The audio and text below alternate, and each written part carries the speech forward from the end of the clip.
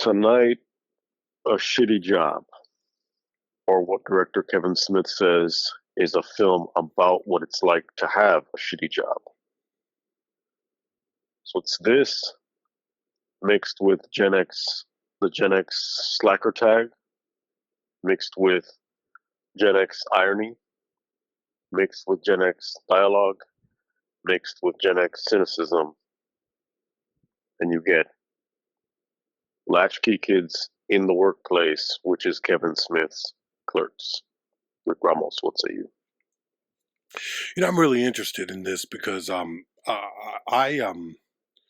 say it first and foremost. I am an admirer of Kevin Smith, regardless of his quality as a filmmaker. He is definitely not one of the great filmmakers, but there is something about the blue collar, regular stories that he's telling, the blue collar everyman stories that he's telling, but also the mythology surrounding his rise, which it would be real easy to hate on Kevin Smith because he is such a fucking promoter of himself in such a way as to become, to some people, rather annoying.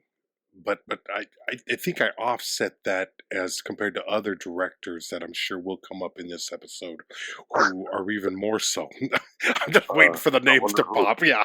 I wonder fucking who. It's like the reason I don't mind Seth Rogen is because I hate Jonah Hill so fucking much that it makes Seth Rogen palatable. But Smith is a director who, whatever you want to say about him, the man took a chance on himself. Yeah. And maybe he was too stupid to know that he couldn't make the film that he made, but he did it.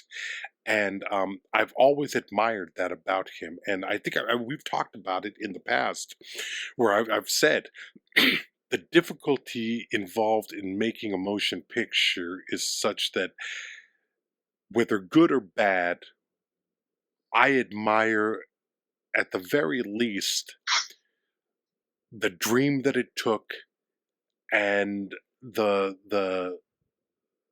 push involved in forcing yourself to actually make something and realize a true motion picture. And Clerks, for a lot of its incompetence and a lot of the problems that I have with the film as a movie watcher, I gotta say, it is a film. It is a narrative, clearly defined characters, an interesting and, realistic story that is like exaggerated in these ridiculous ways, but there is a statement that's being made here, and I can't take anything away from Kevin Smith in regards of his tenacity as a filmmaker. And I will say I admire him, and I've admired. I think a lot. I think his films have gotten better over the years. Not all of them work for me. There's a number of films that I haven't seen, but as far as his Jay and Silent Bob films, I think for the most part he achieves what he sets out to do. He achieves what he sets out to do. Does I don't what the fuck. He achieves his goals. Yeah. And I think the films are successful in that regard. This one, Jay and Silent Bob Strike Back, Chasing Amy, Dogma, I think they're all successful films within the parameters of what they're trying to do. And I admire Kevin Smith for that. Now, let's get into the shit talking and figure out what the fucking 90s did right and what they did wrong. And I think a lot of it can be summed up in this movie. How so? I think that a lot of so remember how last week we talked about Go, and there was the Pulp Fiction influence that is both in the episode. We talk about that in the episode and in my description of the episode for the Libsyn site. I think the film is much better than simply a Pulp Fiction. It's not. You didn't call it a Pulp Fiction ripoff, but there was definitely the Pulp Fiction influence. Clerks, yeah, like for the next 10 years, everything seemed to be a variation on Pulp Fiction. You had Suicide Kings, you had The Way of the Gun, you had what the fuck else was there? There was Things to Do in Denver When You're Dead. There are all of these quirky films that some were good, some were bad, some rose to the occasion. And I think with Clerks, you had this idea that anybody could make a film, which, yeah, anybody can make a film. Is the film worth watching? And I don't think it's strange because I think most people went the Tarantino route, and Kevin Smith was more. They pick apart the easiest things of what he does, which is the pop culture references and the filthy talk. It's a lot like when I was a young comic, or at least a middle-aged comic, I would talk about how both Richard Pryor and Bill Hicks were the best and worst things that ever happened to comedy, because Bill Hicks, who was incredibly funny in my opinion, he made every angry young white man believe that you could just go up there and spew anger. And you have to go back into those albums. You have to listen to what he said. There were jokes there. There were observations. There was humor. There was actual comedy there. And the same could be said for Richard Pryor, and probably even worse if you watch the subsequent comics that came after him, specifically with the 90s HBO series Def Comedy Jam, where it was like every young black comic thought it was enough to go up there, grab your dick, talk about fucking, and say nigger a bunch of times, and that was comedy, and it wasn't. And the Tarantino effect, much later, but in a different way. Kevin Smith seems to have more to say, but he couches it in potty humor and what could be considered easy jokes and a certain level of filth. But I got to say, I enjoy it. But I'm also interested because knowing you the way I know you for as long as I've known you, I would imagine that you, in my head at least, when I run through these stories in my head, I imagine that you hate. I've always imagined that you would have hated Kevin Smith. I don't know exactly why. I kind of did. Yeah, you kind of did, didn't you? Yeah, I did. You kind of did. What did you say? No, I was just say. You said you know exactly why, or you don't know exactly why? I don't know exactly why. I don't. There's a certain. I think if I had to guess, it would be a certain low hanging fruit comic sensibility that Kevin Smith has. There is that. The dumb, shit talking asshole characters that you wouldn't want to be that you would steer clear from if you knew them in real life.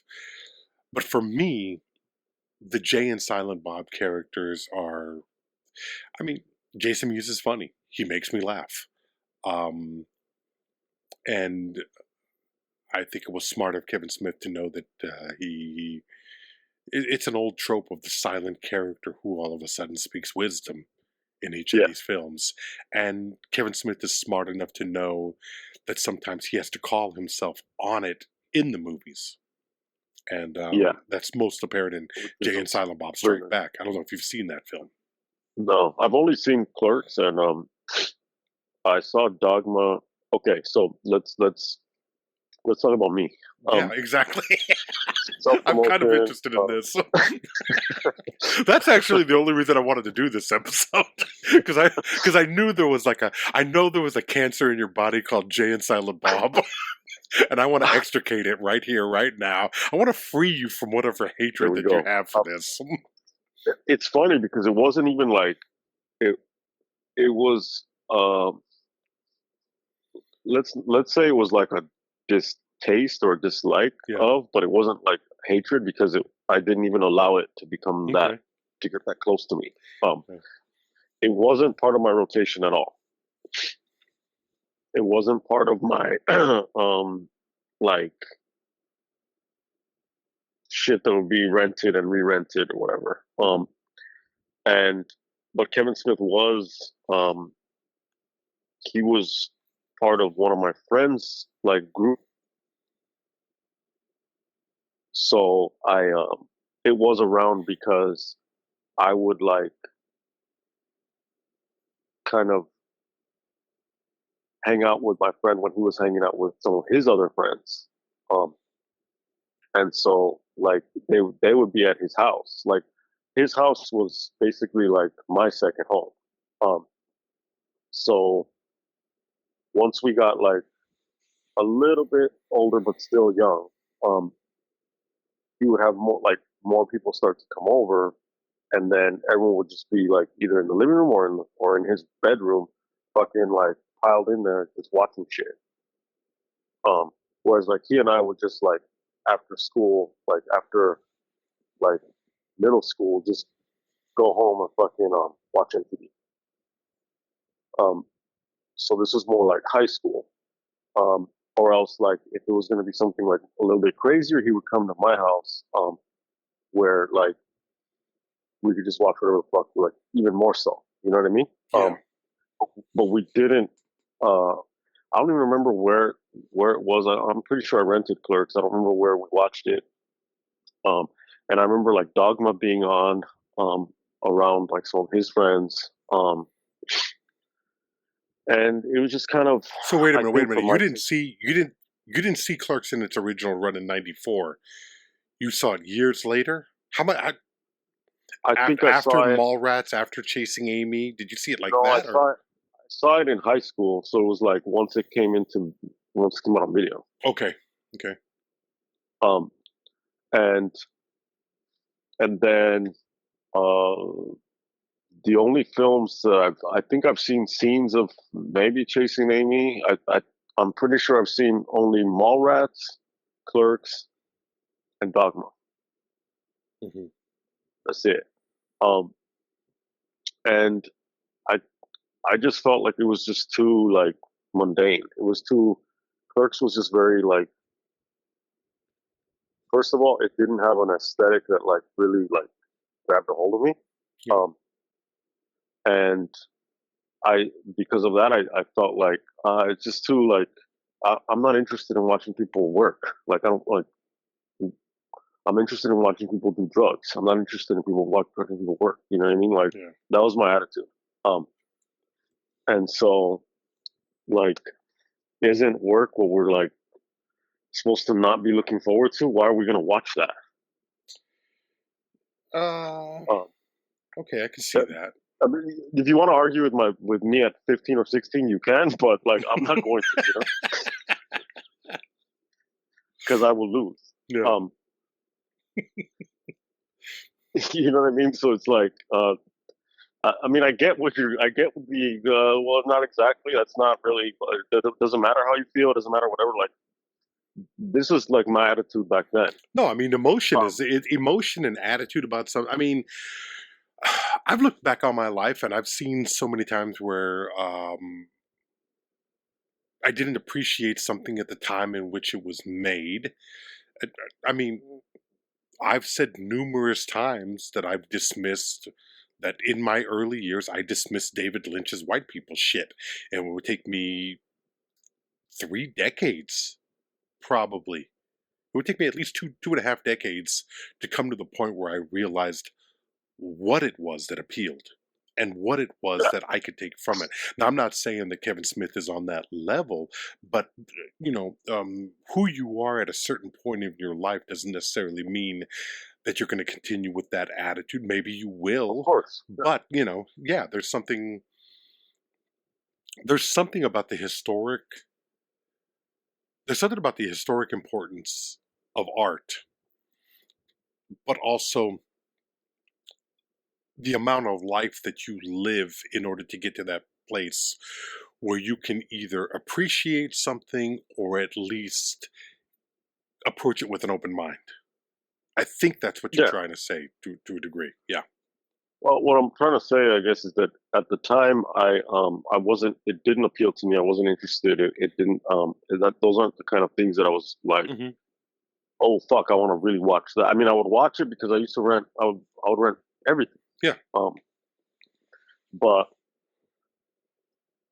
the things that I would like really like grasp onto, if let's go back to this kind of era of these types of films of either teen or young adult, 90s hangout, whatever. Um, it was going to be Dazed and Confused, which we'll talk about soon, and it was that because it's like so music centric and like it had like this like historic rock thing, because it was going back to the mid 70s. Um, so there was that. We talked about Dune Generation, although it wasn't like a regular film for me. It did have an impression because of the look, the overall fucked up like tone of it, and uh, particularly like the look, um, because I've always been into more highly stylized films. Um, so for the most part, my go-to isn't like a film that looks like takes on a more like documentarian look of from life, Hmm. where like even like when I started getting more into Cassavetes, it was like, and that would have been like late teens, early 20s. It was because of the acting. Yeah. Um, but from a perspective of like the look, it was like, oh well, I like the grittiness of it because it was like that led to the look of it. You know what I mean? So it's all a big mix. But at the time, um, where people around me would have been like, "Oh, it's funny," like Clerks is funny. I'm like, I'm not interested in watching some dude fucking complain all the time. Like, that's not my fucking idea of like what the fuck. Like, no, dude. Like, that's just like nah. Let's watch something cool. All right, Kettle, go ahead. Let's watch something fucking cool, man. Like, um, you know what I mean? Like, Dante's fucking lame. Well, Dante is fucking lame, but it's But that's the yeah, point. yeah. Because and okay, so then you grow up and then you're like, fuck, like we all have a Dante and a Randall like Hmm. inside us. Yeah. Um and you know, Fincher through Chuck Palahniuk's work, his source material basically made a more stylized, more violent, more extreme version of that dichotomy between Dante and Randall, which is for the film, you know, Jack's raging, whatever, and Tyler Durden. Um, because to me, I I I just saw Fight Club again in the theater Friday, I guess. And so so then watching this and for to record this, I see a direct continuum um, between those themes and those characters because there is that struggle, there is that sense of like we're all the little children of history thing, you know. Hmm. Um, and I'm sure every fucking generation feels that they're that, you know what I mean, and how it develops is its own thing. Watching Clerks now, um, I'm I'll still watch fucking some Wong Kar Wai movie like sooner than I'll go back to watch Clerks. That's just because of my preference, um, and like my sense of like what I like stylistically. But I do see that um, what what Kevin Smith is doing is he's for whatever reason, and I think this is to his benefit, is that he smuggles in deeper themes into his films, but he's doing it in this kind of he's very like self-deprecating about it,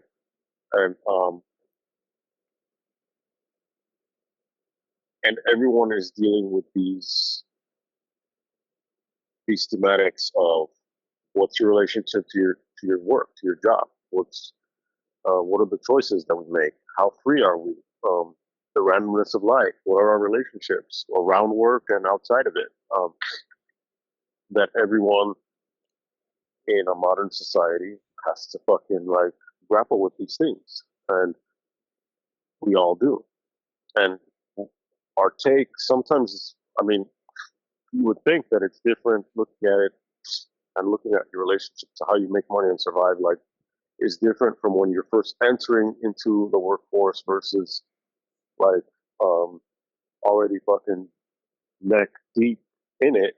Um, but on a certain level, like some of those things remain the same because our approaches to the way each of us lives our lives, a lot of those things are, we developed all these fucking defense mechanisms and all of our worldview and like way of, not only our worldview, but our way of like responding to the world. A lot of those things happened in childhood when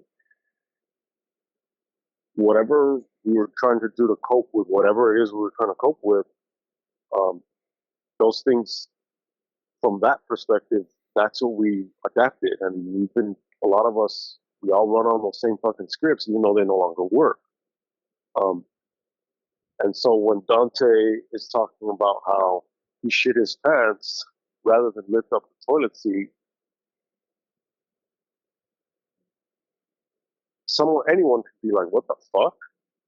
But we all have in our lives some toilet seat that we fail to lift up continuously for whatever reason. Yeah, the conflict The necessary conflict. to make something.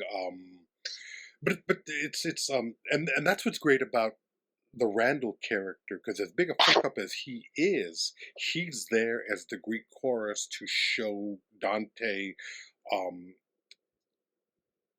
the fear that he has in himself in Yeah, achieving something, in moving forward, in understanding that the limitations that you have for yourself are the limitations that you've created for yourself, and what's really yeah, holding you back is you. It's interesting yeah, that this is a autobiographical story of Kevin Smith's life. So he what I really, they say, write what you know, and Kevin Smith is doing that specifically here. Um, not allowing the years spent selling cigarettes, mopping floors, moving product from one place to another, not allowing that to go to waste. Finding a this is a very simple story, a very simple day in the life story that resonates because I mean, hell, the fucking conversation that we were having before this phone call was about how the job controls some of us. I mean, yeah, it And controls you so much of our time. yeah, and it's the duty that we feel to something, and the necessary steps needed to take in order to reclaim your life, and to, at least, at the very least, remember what it was like to be alive. Um, Sometimes you need to hear that, and I think what Kevin Smith is doing here is shining a light and putting a mirror towards the audience, who are just like, as much as I want to shit on Dante, I have been Dante. We've all been Dante at 100%. some point. We're Yeah, all Dante. yeah. You know, the difference is Dante at 22 versus us at 45, 46, 50. Looking back and trying to understand. Like, I've had this conversation with a number of people where I said, however my life has failed, I still took the shot that I wanted to take. And at 51, doing the job that I'm doing now, if I had started off doing this, I would have ate myself to death. I would have drank and ate myself to death if I didn't eat a fucking bullet in the interim. There was no fear. Now it's like, I relate to this movie a little bit more because I understand what it is to sacrifice, but also I see the sacrifice in the people that I work with, the young people that I work with who don't have an idea or don't have a true understanding, or at least my perception of a true understanding of what it's going to take to not get swallowed by the job. Whereas with me, it's we all end up here, and we're lucky enough to have this type of job in order to sustain a certain livelihood. People have asked me since I moved back here, well, you're going to start doing stand up again. Are you going to go back to it? And I'm like, I did it. I took my shot. If I couldn't make a living at it in Los Angeles, the Mecca, I was a Comedy Store comic. I was a regular at the Ice House and the Laugh Factory, and you know, I performed on the improv stages, and I couldn't make a living at it. Now I find myself back here. I'll always do stand-up because it's a niche that needs to be scratched. But at the end of the day, I work where I work. I have responsibilities to it. So this movie resonates differently now than it did when I was in my 20s. Because in my 20s, I was just like, wow, shit, I'm going to LA. I'm going to LA. I'm going to make it. And, you know, we'll see what happens. But, like, it's like, you and I both lived in a town that is fucking financially prohibitive. And we somehow managed to not have real regular jobs while we chased our dreams.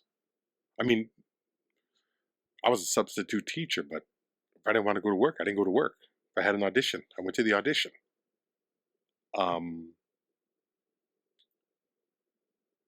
But there is a financial responsibility that as you get older, you can't ignore.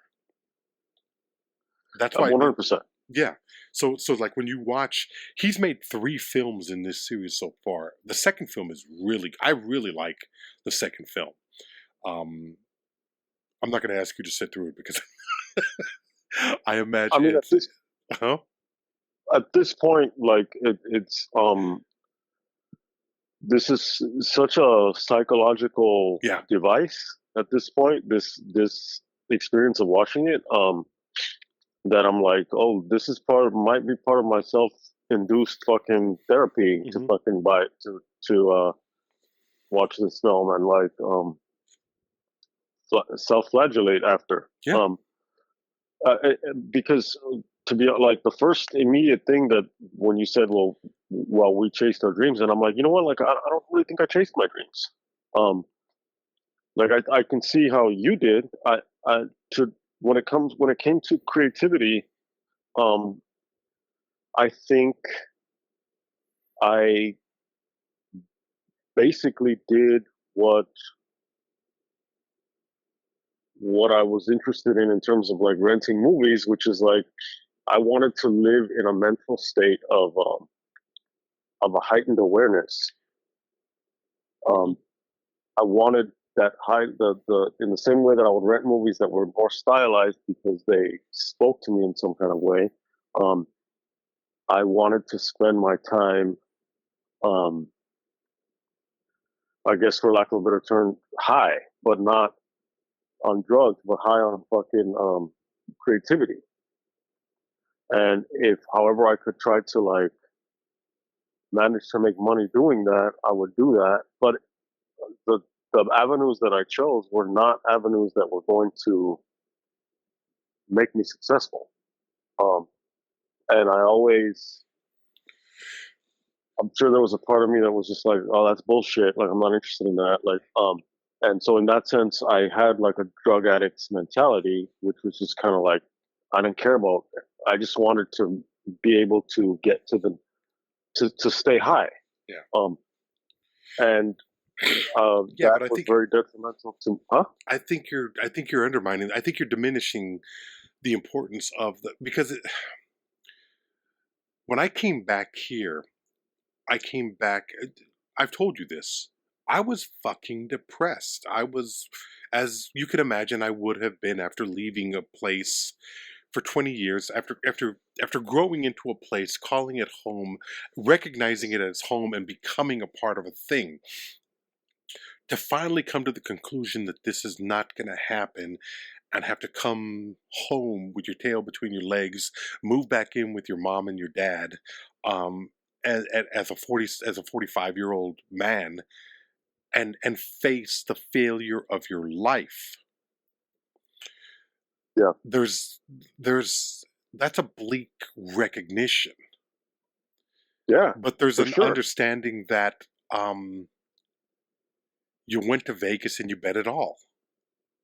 Yeah. Because you knew, as well as I did, I think we both knew we could not do the regular life. Well, it's interesting. Yeah. My shit was like, when I think about it, my dream, at least what my working dream, Yeah.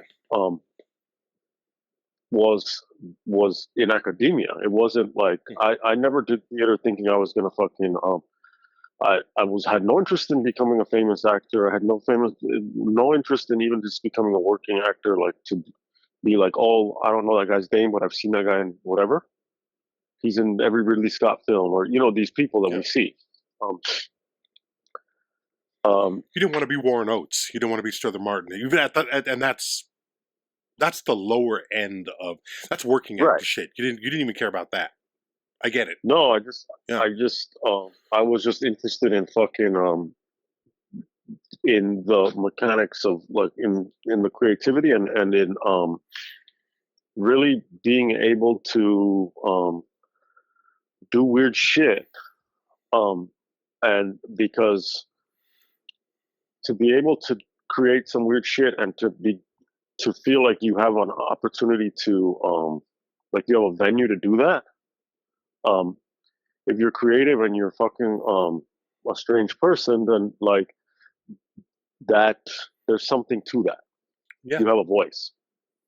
And then so it was like, no, what I'm gonna do is I'm gonna fucking I'm gonna get a PhD and I'm gonna do the academic thing, and that's gonna be like I'll still be doing all my other weird shit, but that's like the thing. And when that, for a bunch of different reasons, didn't happen, I didn't go out of state because I had never gone to live out of state, but I did my version of going back home, moving back in, and then like reckoning with that plus the loans and all that other bullshit. And then it was like, well, then I started getting more into freelance copy editing and all that stuff, and basically working on other people's dreams instead of my own. Yeah, but here's but this is the thing. It's a subconscious understanding that maybe you're not aware of. It's subconscious. You could not go the traditional route in a building. I mean, I did it. You never did. Could have, but no, you couldn't have. Because if you could have, it's like they say you would have. You would have, yeah. If you could have, you would have. Or if you could have, you would have done it for a short while until you got pissed off, told somebody to go fuck themselves, and walk out of the place. Office Space. Yeah, yeah. Another one, Office Space, half baked. Fuck you, fuck you, fuck you. You're cool. I'm out of here. That's the reality. Yeah, it's just it was years before I could take a job like I'm working now and think, okay, I can put up with this shit. I remember being at the boys' home and raising a fucking stink in a staff meeting Yeah, about I how, remember you. yeah, you remember this, and Yeah, everybody's telling me, oh, it needed to be said. It was great that you said it. And this chick that I was into looked at me and she said, you just set yourself up to get fired. yeah, And I said, you don't think I know that? I'm on the fucking RickRamos farewell tour. I'm getting ready to sing Satisfaction. I don't give a fuck. yeah, I don't care. That's not me now. That's me when I thought, you still got time. But sure. so the thing about it is that, and I'm not saying you and I are the same. Maybe you could have put up with it. I doubt that you could have. You and I could not have done the regular life. Look at how long it took for you to find someone and get married. And I still haven't done that. But we didn't have kids. We didn't have the regular life. We never imagined the traditional Ward Cleaver come home from the office and provide in that manner, pay a 30, 40-year mortgage.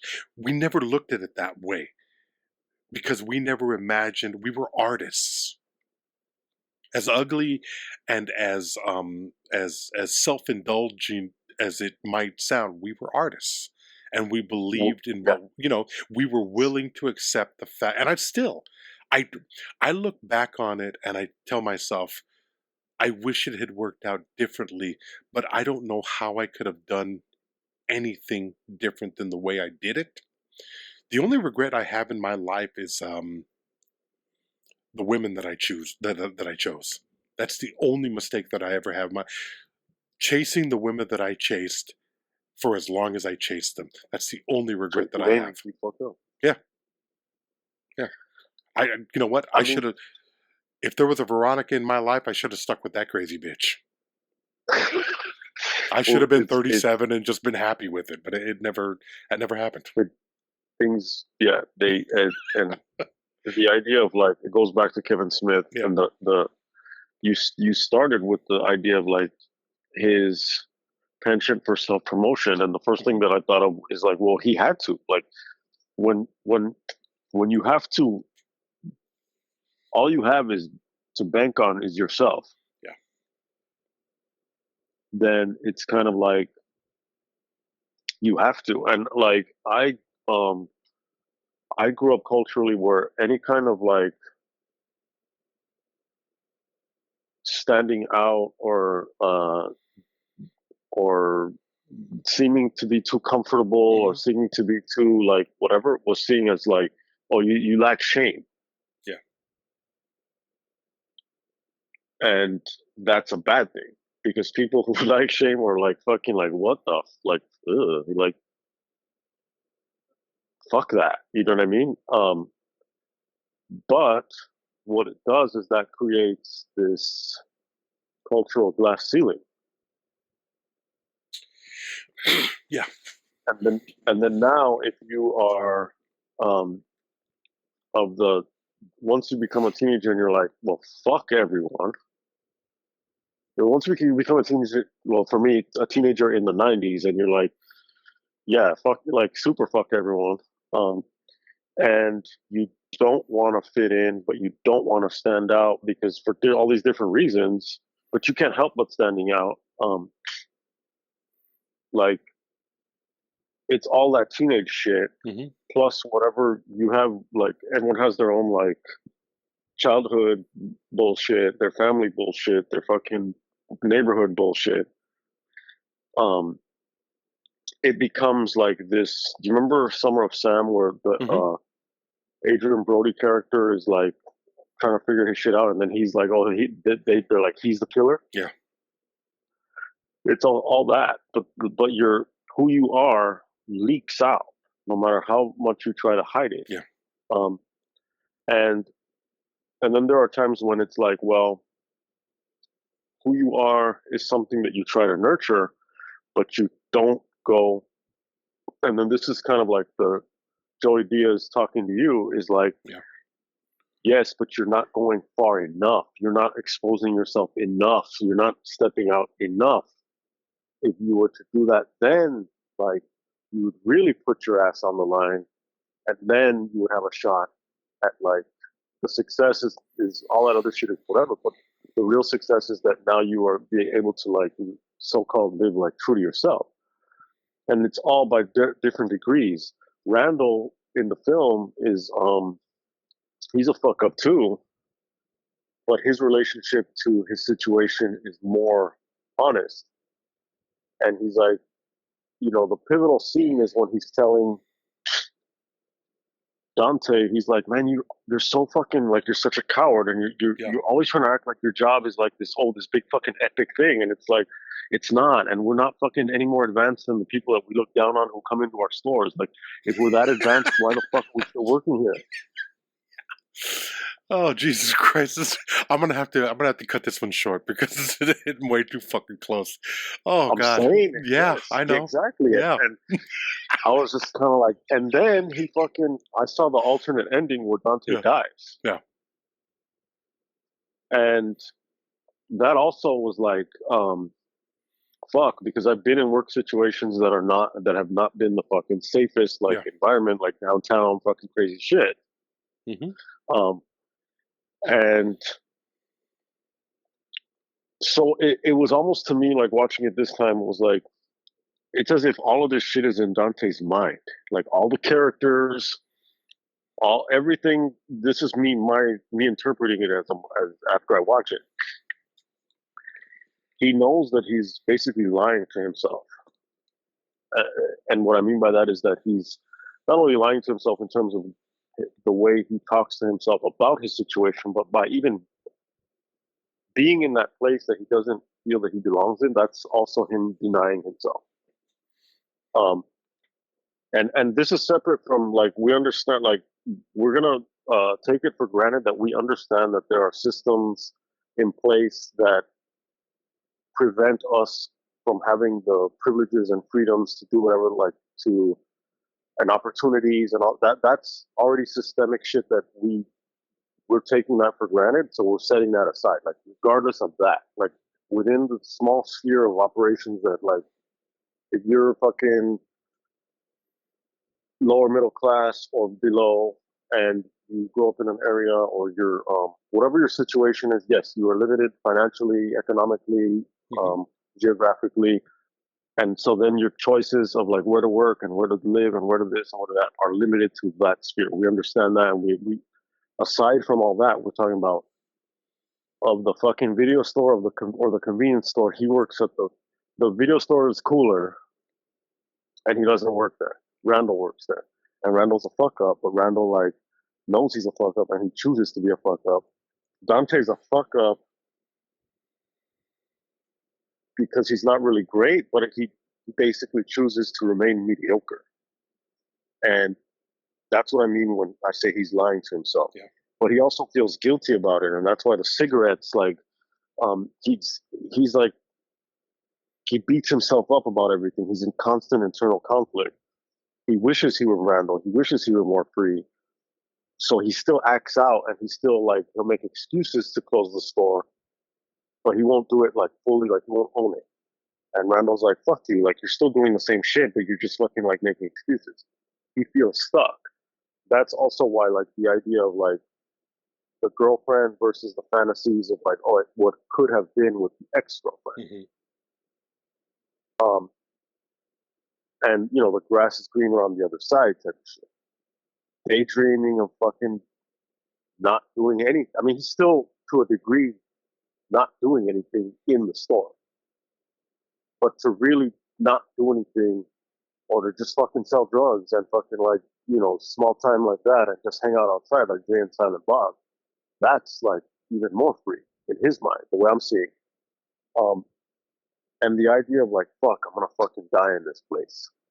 Um, and beyond the literal like dying at work at your place of work, like, but also just like dying as like that's all I'm ever gonna be as a fucking employee, and that's how I'm gonna fucking like my whole life is just gonna come down to that, and I'm gonna fucking die while employed at this place. So I'm gonna die while like that kind of thing, and so you have characters dying in that store, and it's always the dude dies fucking jerking off to a magazine in a fucking bathroom, like no dignity, and it's almost to me like a dream, because even like the chick, all these different aspects of his like conflict and these things that he's thinking about, they start to mix in these weird ways, like a dream, to where the chick fucks the dead dude in the bathroom. And then in the alternate ending, he just randomly gets killed there. And it's kind of like the choices, it's not even about the choices that he made, it's about the choices that he didn't make. Yeah. The things he didn't do. In the regular theatrical cut or whatever, it's just like, you're closed. And then I mean, my understanding is that in the sequels and all that, like, different things happen, and like there's like a progression, an aging progression to the characters that repeat or that continue. But it's like, for a movie that fucking I wasn't interested in 30 years ago, those topics are very much interested in me today. You know what I mean? Whether I like it or not. And for me, it was like, oh shit, like these are things. I see so many things that I've avoided, including like choices that I didn't make, even like as a metaphor to avoid this film. And I'm not saying that had I fucking like been super into this film, I would have made different choices. I'm not saying that, but it's just like, it's interesting to me that paired with this film or parallel to it is like, well, there are things in life that I thought were too mundane that I definitely avoided. And then there are movies like this that I thought, well, depicted the mundane and I avoided. Yeah, but it's more than that. We avoided the mundane in life. That's what I'm saying. Yeah, so it's like, no, I'm not talking just the art. I'm talking about, we did not work these jobs. Well, that's what I'm saying. Yeah, we took a shot, because I think anybody who doesn't, I had a friend look at my finances one time. I've told you this. I had a friend look at my finances one time, and he said, "How the fuck do you survive out here?" And I said, "I don't know. I got lucky a couple of times. I was lucky with rent. I somehow managed to make it. But there comes a point when you have to realize, do I want just this, but also the thing that I'm chasing, is that what I want?" So like in effect, I didn't want to go on the road. I didn't want to. You went with me on a number of different gigs. Yeah. Can you imagine that being your life? I mean, that's something that you do in your 20s. Like, you fucking like, you go on these little tours where you're not paid enough, and that's when fucking universities had like multicultural program money. That's when you have a good gig, like a university gig. I'm talking about bars. I'm talking about fucking dives. When there are moments when you think that I might not get out of this fucking thing alive. Oh yeah, well, I've been there for that with you too. You've been there with me, and you've been there on your own with your own thing. That was not necessary. All I cared about was getting on stage and telling the jokes. I hated the hang afterwards. I hated the bullshit that you had to do before that. I hated the schmoozing and having to pretend like I gave a fuck about people who were promoting a show. It would take years before I realized that's not what I want to do. And here we are, you and me, 10 years later, talking on this mic. This show has somehow survived low listener audience numbers. It's survived the money. It's survived COVID. It's survived. You and I we haven't seen each other. We've seen each other one time in 6 years. Yeah, and I wasn't your focus that day. Understandably. I was not. You had other shit that you were dealing with that day. And say yes. But the thing about it is, I feel like we stumbled on something that has meaning for both of us, and regardless of the bigger success picture of it, it makes sense, and it's something that keeps us coming back artistically, personally, and intellectually. If I didn't have this, I don't know what the fuck I would do. This is what Yeah, I it's would one have of to those find things. some other, yeah, and I don't know if I It's could. one of those prongs. Yeah, It's like I see it like I'm a hand, and I, I need to have these different fingers that go off in these different directions. Um, and hopefully all of the fingers can help me fucking hang on, yeah. to whatever it is, which is the end of whatever rope or however you want to describe it. You know what I mean? Yeah. But yeah, it's definitely one of those fingers that can ET someone else. Yeah. I mean, look at you and I have talked about our respective jobs. How many times do you talk to younger people and you listen to their bullshit and you just kind of laugh to yourself because it's just a variation of what we knew and what we still know to Yeah, a certain degree, and it's I tell this to people all the time. I was like, you're going to go to bed at 25 and you're going to wake up and you're going to be 50 and you ain't going to know what the fuck happened. And yeah, that's life. That's it. That's how it happens. And I remember I and had a great time, but it just worked out the way it worked out. yeah. I mean, I've had yeah. I mean, my 20s were spent trying to fucking get paid doing some kind of theater thing. Yeah. Like plus also my having a regular job, which is a theater fucking uh, striking and fucking building sets all fucking day, and then I went to school. You know what I mean? Hmm. And it's very strange. And I've had friends who were more dedicated to art, and I've had friends who went into fucking IT, and at the end of the day, everyone's like, "Fuck this." I've had friends that went into all kinds of different Yeah, fields, and and the and system is the system. yeah, yeah. I mean, it's you choose the poison that's going to slowly kill you, and I'm happy that I chose the one that I chose because I had a great time doing it. I don't regret it. I don't regret it at all. And this is not me trying to convince myself. I'm just like, because I know the alternative would have been much worse. I don't think I would have survived a regular job. I don't think I would have survived. The, I don't think I would have survived being the funny guy in the break room. You know what I mean? And you know the Yeah, funny guy in the break room. I could not have. I could not have been that guy. I had to do what I did, and I don't regret it. And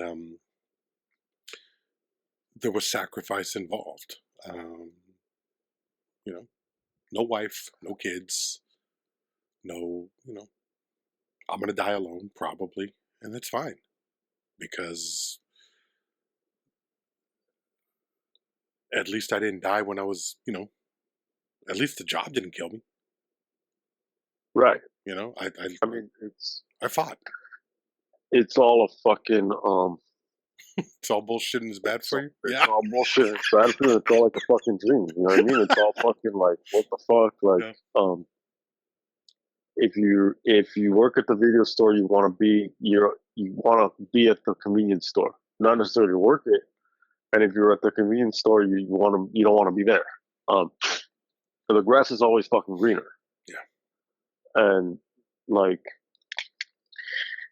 regardless of the choices that we make as we grow older, we will regret those some of those choices. Other things we'll regret and say like, you know what, I was wrong to regret that because that allowed me to blah blah yeah, blah. yeah, The Our lives are not linear like that. Our trajectories are strange, and the road is fucking twisted and jagged, and and a lot of times it loops back on itself. Um, we don't fucking know. We don't know. All we know is that like our brains interpret according to all these other factors that affect our outlook. And you from the outside can look at my life and be like, no, like, um, I mean, some of the happiest times of in terms of like work for me was when I was doing for many years I was doing freelance shit and I fucking like it was hard scrabble, but it was like fucking like I loved what I was doing. Yeah. But there's also a part of me that's like, well, those were the years that I was working on other people's novels instead of writing my own. Yeah. And but you know what I mean? So there's that was, multiple ways of looking at it. well, I mean, you ain't dead yet. That's right. And that was your fucking convenience store. So write about, Just maybe inside, maybe that's part of the story, writing about the sacrifices and having to indulge it. You know how many times I've had too to mundane. sit. Yeah. I'm not getting Smith. I'm not writing that bullshit. No, but it can be creative. Imagine it informing the rest of the bullshit of your life. I mean, I've I don't know how many times I've been sitting in a fucking in an audience or in a green room waiting to go up, listening to them laugh at a fucking hack and knowing I have to entertain these morons. It's a fucking miserable existence knowing that. I remember having I remember in one of my shack jobs, the valet, a comic, a well-known comic. I had to go get his car, and I did it. And then I took my break and went and sat in my car and cried like fucking Jake LaMotta after he threw the fight with why the fuck, and yeah. I mean, you could have been somebody, Rick. Yeah. Apparently not. I was the guy that went and got the car for this guy that was somebody. But even that guy's nobody. And no, he's a fucking washout. Fucking the other day Lizzie and I went to this reunion concert, and there's a documentary that came before it. Mm-hmm. There was like a documentary, and then after the screening there were two sets of this like reunion concert, one from an early band and one from a later band from about the same guy that was the topic, Ross Williams, early death rocker, influential, whatever. Yeah. And at some point I was Leslie was like, well, tell me about his suicide, and so we were talking about it. And I was talking about the sweet nothings of your relationship. Yeah, exactly. And so I was telling, his roommate or whatever, and she's like, fucking crazy. Like, this guy's a fucking rock star, and he has to have like a roommate. I mean, this was in '98 when he died, but still. But I was like, yeah, I mean, like, he wasn't a rock star in the sense that he would fill stadiums, but like his impact on the culture, and on the subculture, like his impact probably, if just for people, as this random tangent goes on, it's just kind of like, well, most people know who Marilyn Manson is. Most people don't know who Roz Williams is. And Marilyn Manson, I think, was very, and they even mentioned it in the documentary, is very influenced by Roz Williams, even though it's like a different form of rock music, different other stuff going on. But the fact is that it's kind of like when we did an episode on Sam Shepard for his death. Sam Shepard, great American playwright and actor, and American figure in American life. Yeah.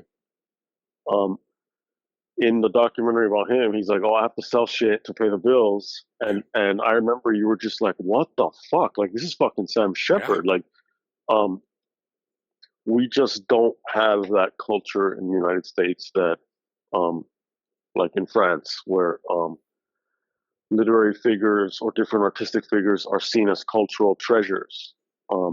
We don't have that culture here. We have this fucking Calvinist fucking culture of like work, and that is your value, and then it's become increasingly corporate, and even now more so like oligarchic and fucking with social media and all this other bullshit. It's kind of like, well, your value is not only is your value like how, like in high school, like how popular you were with friends, like in high school. It's like now it's likes and fucking this, and well, are you? Oh, you do this thing? Are you making money off of it? Like, are you able to Always the first question. How much money do you monetize make? everything? Yeah. Which is our cue to ask for money. But Yeah. um, it just kind of like fuck, like a movie about two assholes who work at a video store and a convenience store, and to talk about that as assholes who spent so much time at video stores, Yeah. and who we're looking for, since people are turning now again to the analog, to like go back and like revisit video stores, very much in part because of nostalgia, but also just because it's like you want to hold something um, in your hand that some CEO asshole can't take away. Um, it's all full circle, and it's all like it's nostalgic, but it's fucking still relevant as fuck. So Probably more so. Kevin Yeah. Smith will. I'm gonna explore. Um, I I guess I waited 30 years to revisit, but I will I'll check out Clerks too. I'll start with that. Yeah. And we'll see how it goes. And this might end up as a conversation with all of you listeners. I think so. I'm looking So forward to it.